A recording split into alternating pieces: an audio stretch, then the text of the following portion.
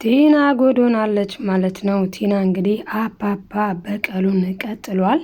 በቲና ላይ ሊያደርገው የፈለገውን ሊበቀል የፈለገውን ነገር ጀምሯል። ገና መጀመሩ ነው። አባባ እንግዲህ መጀመሩም በዳኒ ሆኗልኝ። ዳኒና ኤዱ ታርቀው ዳኒና ኤዱ ለግብዣ መጥተው ይሄ የመጀመሪያ በቀሌ ነው ብለዋል። ይቀጥላል ማለት ነው። እንግዲህ አባባ ቲናን የሚበቀልበትን ብዙ ነገሮች ወደፊት አሉ። ይህ የመጀመሪያ ነው ብሏል። የሚቀጥሉት ደግሞ በጣም ብዙ ናቸው። በዚህ ገና በቀላታለሁ። ይሄ የጅማሮ ነው ብሏል አባባ። እንግዲህ በምን ሊበቀላት እንደፈለገ የምነግራችሁ ይሆናል ማለት ነው። እስከ መጨረሻው አብራችሁኝ ቆዩ። ቪዲዮውን ስትጀምሩ በላይክ ጀምሩ። አዲሶችዬ ሰብስክራይብ እያደረጋችሁ ቤተሰብ ያልሆናችሁ ቤተሰብ ሁኑ። ደውሏንም እየተጫናችሁ ሁሌ የሚለቀቀው ወደ እናንተ ይደርስ ዘንድ የደውል ምልክቱን ማብራታችሁን አትርሱ። ለማዘዝ አይደለም ለማስታወስ ያክል ነው። እንግዲህ ቀጣዩን ፓርቲ ይዤላችሁ መጥቻለሁ ማለት ነው። ትሁት ተወዳጁ ድራማ እጅግ ተወዳጅና አስተማሪ እንዲህ አይነትም ሰው አለ እንዴ? ስለዚህ እንዲህ አይነትን ሰው እንዴት አድርጌ ልጠንቀቀው ብለን እንድንማርበት ይረዳ ዘንድ ታስቦ የተሰራ ድራማ ነው እና እንግዲህ አባባ ቲናን የመጀመሪያ በቀሉ እንግዲህ ዳኒን የምትወደው የምታፈቅረውን የነገ ደግሞ የትዳር አጋሪ ይሆነኛል ብላ እየለፋችለት እየጣረችለት ያለውን ዳኒን ከኤደን ማለትም ከድሮ ሚስቱ ጋር በማስታረቅ አባባ የምሳ ግብዣ አለ አንድ ወዳጄ እጮኛውን ይዞ ስለሚመጣ በማለት እንግዲህ እሷ ደግሞ ችግር የለውም እኔ እሰራለሁ ብላ ደፋ ቀና ብላ ምግብ ሰርታ ተቀብላቸዋለች። ያም ብቻ አይደለም፣ አቅም ስታጣ ደግሞ ኤደንን ሄዳ እባክሽ ዳኒን ተይልኝ እባክሽ ብላ ተማጽናታለች። ይህንን ሁሉ አድርጋ ኤደን ደግሞ ምን ማለት ነው እንዴ? ምግብ መሰለሽ እንዴ የምንቀዋረሰው? ባሌን ጭራሽ ላጋራሽ ትፈልጋለሽ? እስካሁንም በነበረን ክፍተት ተጠቅመሽ አብረሽው ስለነበርሽ በጣም ነው የተናደድኩት። አይደለም እንግዲህ በኋላ ልፈቅድልሽ፣ ስነ ስርዓት ይኖርሽ። ሁለተኛ ከባላ ተገባይሽ ከኔ ጋር ነው ጸብሽ ከዳኒ ጋር አይደለም ብላ በጣም በተኮሳተረ መልኩ ኤዱ አስጠንቅቃታለች ማለት ነው። በጣም የሚያሳዝነው ነገር ግን ኤዱስ የወሰደችው የራሷን ባል ነው። ማለትም ትናንትናም ተጠቀምኩበት የምትዩ ይሄ ዳኒ የትናንት የኔ ጌጤ ነበረ፣ ክብሬ ነበረ። ስለዚህ ወደ እኔው ነው የተመለሰው፣ ከኔው ወደ እኔው ነው የተመለሰው። አንቺ ነሽ በመሀላችን የገባሽ ሆነ አይደለሁም፣ ስነ ስርዓትሽን ያዢ፣ አደብ ግዢ ብላ አስጠንቅቃታለች። እንግዲህ ቲናም በዚህ ጉዳይ ላይ የደነገጠች ትመስላለች ማለት ነው። እናም ካሊብን ደግሞ ትሁት ቀምታታለች ማለት ነው። ስለዚህ እዚህ ጋር አሁን የምንመለከተው ማለት ነው ቲና በባዶ ወጥታለች። እንግዲህ ትሁትዬ ደግሞ ካሊብን በጣም ነው ያፈቀረችው። ካሊብ ሲሰማ ትሁት እንዳፈቀረችው ሲሰማ በዚህ ልክ በጣም ደንግጦ ነበር። ምክንያቱ ደግሞ ለምን ተፈቀርኩ ለምን አፈቀረችኝ ሳይሆን እምወዳት እማፈቅራት ልጅ ጭራሽ እሷ ታፈቅራለች ስባል መስማቴ በጣም ለኔ ድንቅ ነው። እኔም እኮ በጣም ነው የማፈቅራት በጣም ነው የምወዳት ኤዱዬ። የሚገርምሽ እኔ ትሁትን መመልከት የጀመርኩት ቲናን ከዳኒ ጋር ተጋድማ ሳያት ነበረ። ከዛ በፊት በጣም በወዳትም ከእህትነት ያለፈ ጉዳይ ተመልክቻት አላውቅም ነበረ። ቲናን ግን እንደዛ ሆና ሳያት እንደዚህ ባለጌ የሆነችብኝ ምን ባረጋት ነው ብዬ ሳስብ ትሁቴን ደግሞ ሳይ ለካ እንደዚህ አይነት ጨዋ ሴትም አለ ብዬ ትሁት ወደ ልቤ የገባችው ይገርምሻል ያኔ ነው። በጣም ነበረ የምወዳት የማፈቅራት ስቲል። ነገር ግን እኔ እንዳልነግራት ደግሞ ሰማንያን አልቀደድኩም። አንተ ምን ባለጌ ነህ? በሚስትህ ላይ እንዴት እንደዚህ አይነት ጥያቄ ትጠይቀኛለህ? ትለኛለች ብዬ ፈርቻት እንጂ በጣም ነው የምወዳት ደግሞ በጣም ነው የማፈቅራት። እኔ ደግሞ ባንስባት እንጂ አልበዛባትም። በጣም ጎበዝ ናት፣ ታታሪ ናት። ታዲያ በጣም ነው እንጂ ደስ የሚለኝ የምወደው የማፈቅረው ሰው ሲያፈቅረኝ እንዴት ደስ አይለኝ ብለዋል ማለት ነው። በነገራችን ላይ እሱ ግን ትሁት ያፈቀረችው ሌላ ሰው መስሎት ሀብል ገዝቶ ሰጥቷት ነበረ፣ ለምታፈቅሪው ሰው ስጪው ብሎ። ከዛ በፊት ደግሞ ለእሷ የሚሆን ሰዓት ገዝቶ ሰጥቷት ነበር። ሰዓቱን ስታየው በጣም ነበር ደስ ያላት። ያኔ ታዲያ ኤደን መጥታ ቆይ ትሁቴ ሰዓቱ ነው ወይስ ሰጩ ነው የወደድሽው ብላት ነበር። ምክንያቱም ትሁቴ አይኗን ከሰዓቱ ላይ መንቀል አልቻለችም ነበር። ሰዓቱን በጣም አትኩራ እየተመለከተችው ስለነበር ታዲያ ሄዱ በሷ እይታ ማለትም አይኗን ስታያት ያው እንዳፈቀረች ገብቷታል። ስለዚህም የትኛውን የወደድሽው ሰጪውን ወይስ ሰዓቱን ብላ ጠይቃት ነበረ።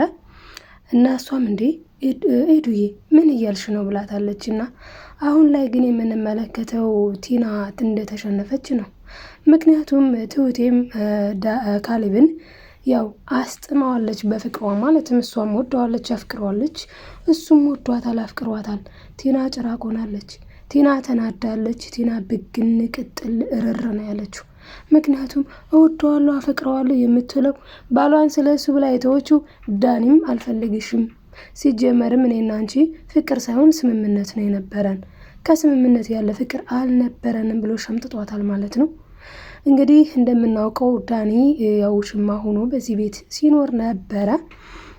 ነገር ግን እሱ ያን ያደረገው ደግሞ ኤደንን አንደላቆ ለማኖር ከቲና ገንዘብ ፈልጎ እንጂ ቲናን አፍቅሮ እንዳልሆነ ግልጽ ነው። ምክንያቱም ቲና ጋር ሆኖ ኤደንን ያገኛት ነበር።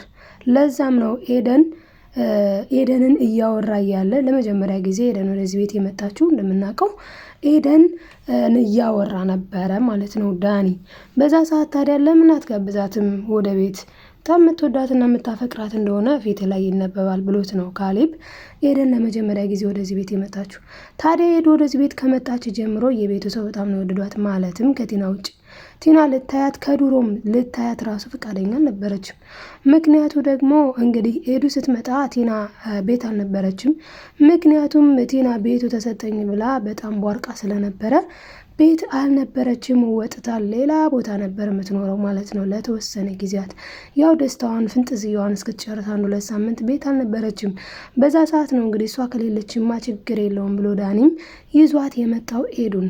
ታዲያ ኤዱ ወደዚህ ቤት ከመጣች በኋላ አባባ አይን ገብታለች። ማለትም አባባ እንደ ልጅ ተቀብለዋታል። ምክንያቱ ደግሞ እኔ እኮ ሴት ልጅ ባይኖረኝም ወንድ ልጅ አለኝ፣ ለምን ስትጎዳ ዝም እላታለሁ?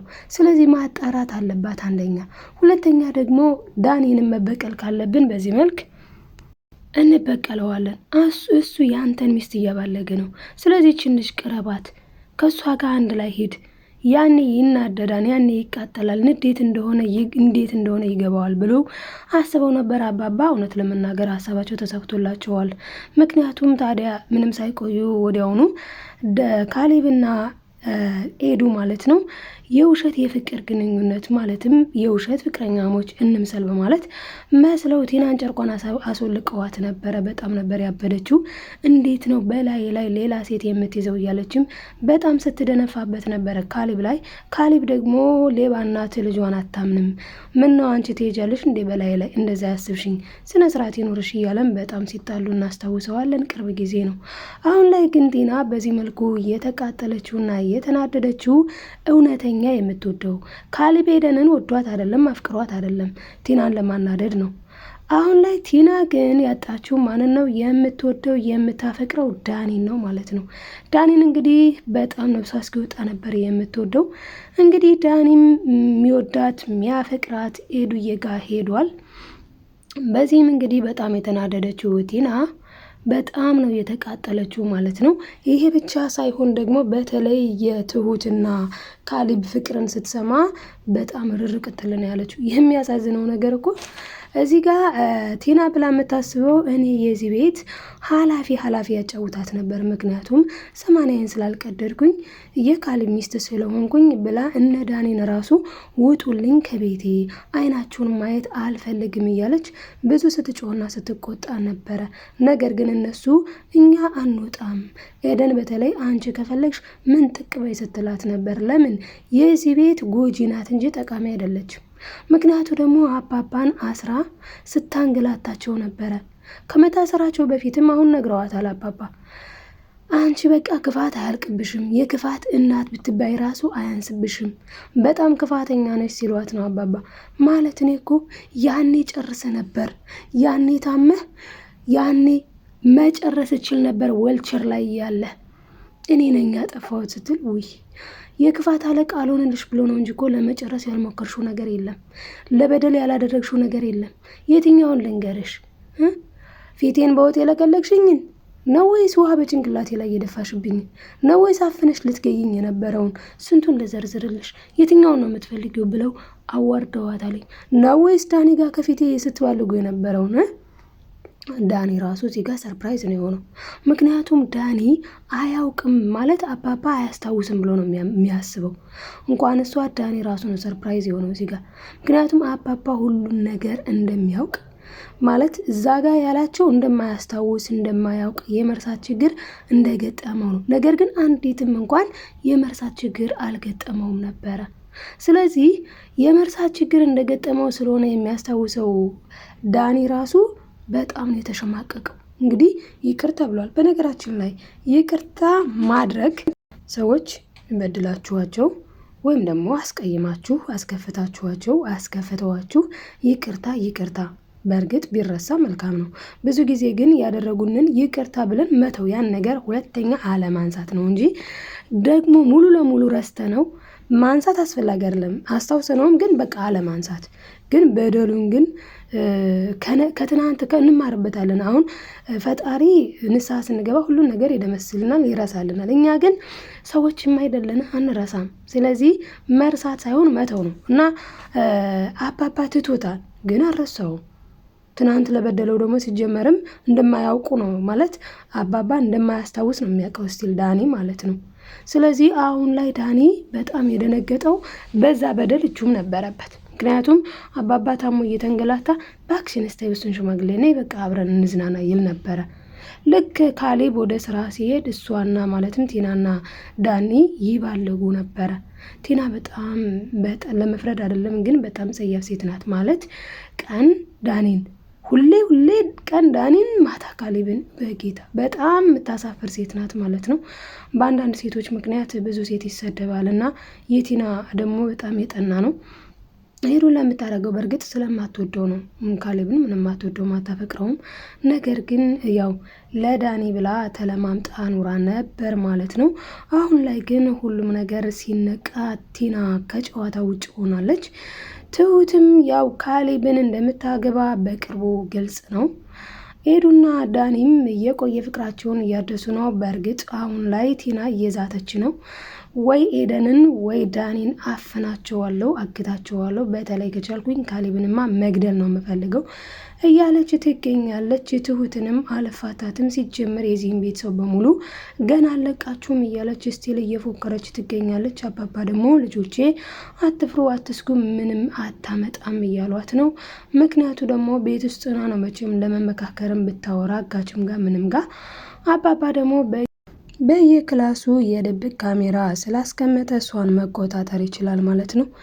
እና እንግዲህ ቲና ጎዶናለች፣ ዞሮ ተዋርዳለች። በጣም በሰው ፊት አዋረድከኝ ብላ ዳኒን ራሱ በጥፊ ነው ያጮለችው።